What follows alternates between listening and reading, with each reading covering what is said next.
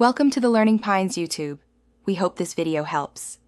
You start by collecting what enables connection without signal, offline maps, cached web pages, and apps that run locally. Once done, load power banks and test charging.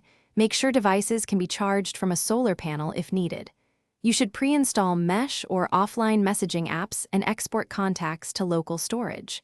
This step prevents scrambling later, because when network drops, you'll rely entirely on these assets and battery management to maintain any form of digital communication. Now you configure local networking so devices share resources without internet. You create a hotspot or use a portable router and add mesh nodes to extend range. This lets nearby phones talk directly. Once connected, assign static IPs or enable auto IP to avoid conflicts and choose 4 GHz for better distance.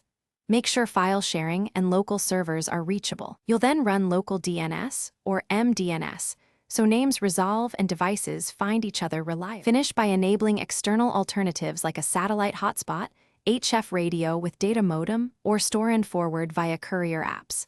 You should test everything. Ping neighbors, transfer a file, and send a test message so you confirm end-to-end functionality. If things go wrong, first check power and reboot the weakest node, then swap cables or change Wi-Fi channels to avoid interference. If still failing, isolate components to find the broken link and restore basic local connectivity quickly.